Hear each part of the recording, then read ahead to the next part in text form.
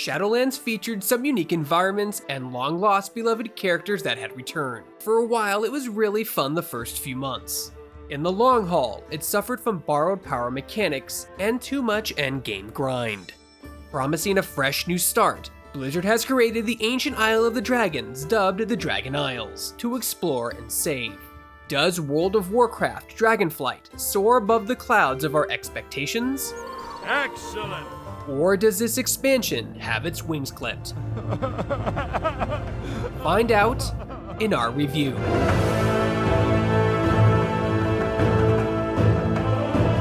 Hey folks, if you enjoyed this video review, be sure to hit that like, subscribe, notification button.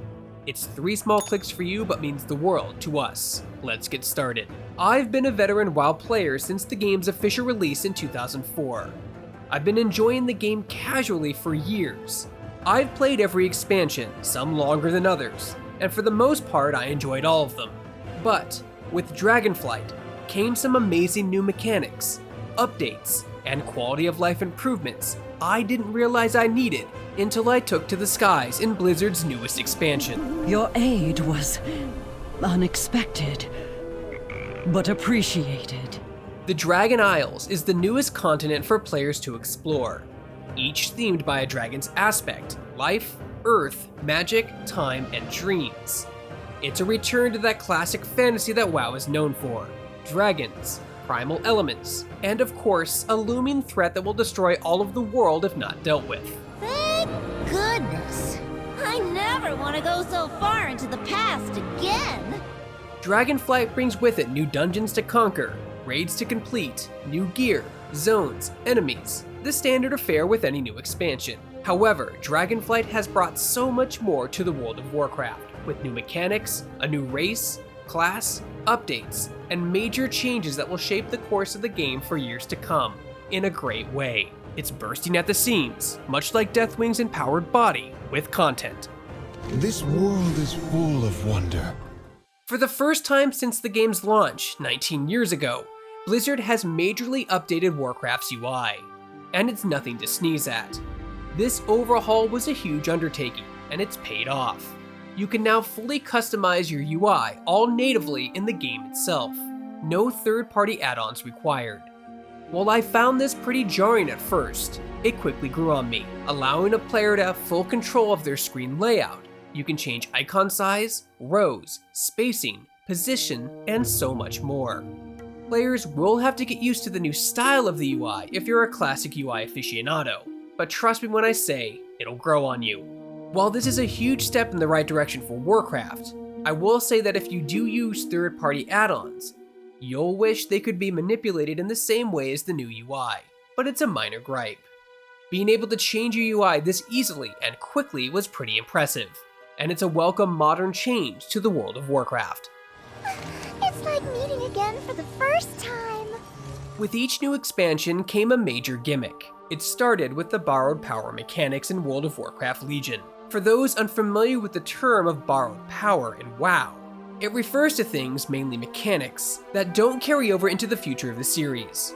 For example, the Legion artifact weapons, the Azerite resource in Battle for Azeroth, and in the Shadowlands expansion, the anima and special abilities you gained from your covenants. Blizzard has mentioned that moving forward, this will be less of an issue, and their goal is to be rid of borrowed power mechanics in the game entirely. Dragonflight takes this to new heights, literally with dragon riding. Dragon riding is the newest mechanic to be added to the game, and while you might be quick to dismiss it, I implore you not to. It's one of the best things I've experienced in the World of Warcraft in decades. This is dragon riding. Dragon riding allows players to soar, dive, and dash around with real physics on the Dragon Isles. You unlock dragon riding fairly early in the story campaign, which was surprising, since unlocking any type of flying in Warcraft usually is the very last thing you do and takes months to accomplish via a rep grind or achievement tracking. When you use dragon riding, you can fly, but there's so much more than that. You can control your speed by using vigor as a resource that your Dragonmount will use to increase momentum. But you can also dive and glide in a downward direction to gain speed and regain vigor faster. You can even use wind currents placed around the various areas to speed up or gain altitude. Once you've experienced dragon riding, you'll never want to go back. taking a flight master, or flying the old school WoW way has been ruined forever because, well, dragon riding just feels so rewarding to do. Dragon riding even has its own talent tree that improves it as you explore the Dragon Isles, as well as 4 different dragon riding mounts that have amazing customization options as well. Swooping around to try to grab hidden glyphs in the zone, or trying to get the best time in the new dragon riding races has been a highlight of the expansion, and I'm hoping it will be a permanent addition to every zone in the world of Warcraft. Caught a good wind stream lately?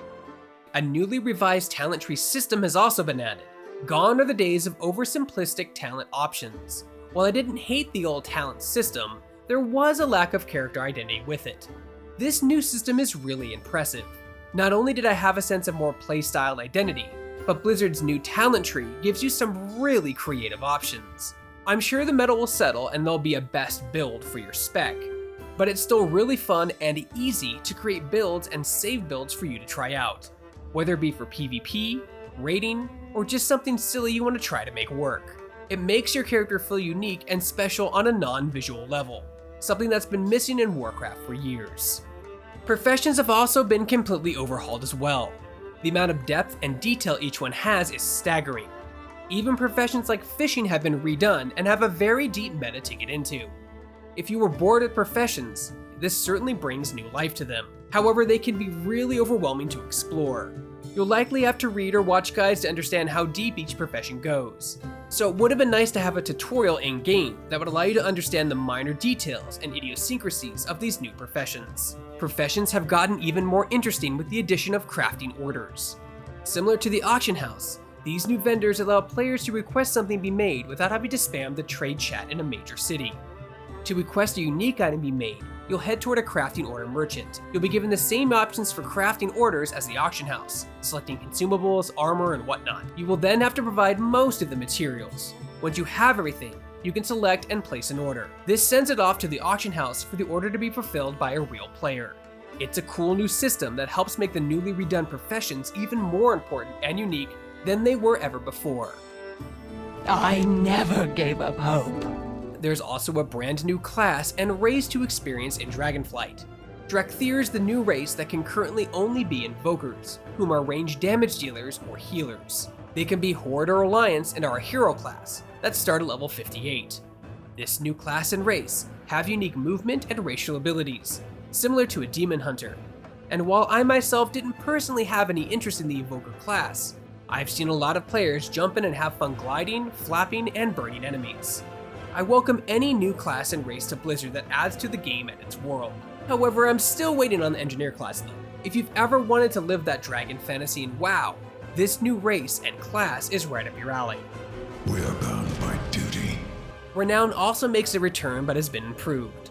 You'll have 4 major factions that you can increase Renown in. Each one will reward you with special profession quests, currency, cosmetic items, toys, pets, dragon riding customizations, and much more. Everything you do in Dragonflight gives you a sense of accomplishment and growth. I'm not usually one for carrot-on-the-stick gimmicks, but I found myself trying to find quests and do dailies to increase my renown constantly during my time with Dragonflight, which is rare for a casual player like myself who just really enjoys the story, which I think says a lot. Speaking of the story... Something has happened, Khadgar. Something terrible. Kalikos, tell me. The main campaign has you traveling to different zones to progress the story forward. This time it's a more linear affair, but that's not necessarily a bad thing.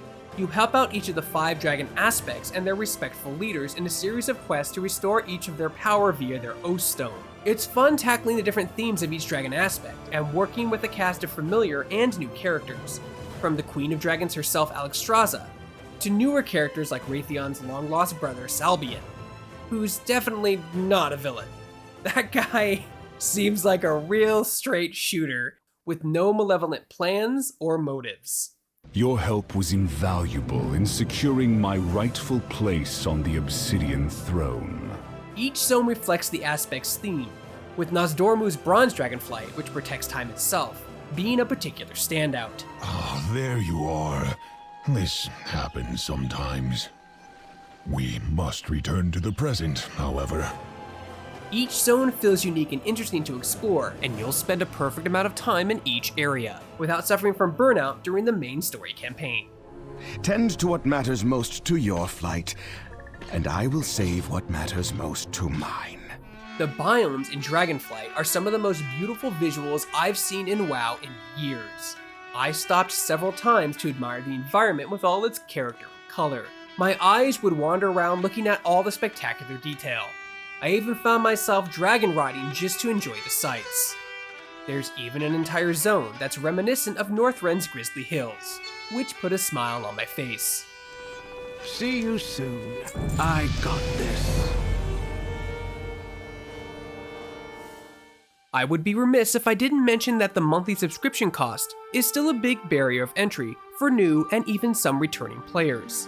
In a world with services like Xbox Game Pass and free-to-play games that offer you so much more for less, paying $14.99 a month seems a bit high for what's on offer, especially when you charge extra on top of the subscription for access to the new content. I hope that Blizzard can find a way to eliminate the subscription cost or decrease it in the future. That certainly would allow a whole new generation of gamers to experience the world of Warcraft. You deserved better. I am sorry.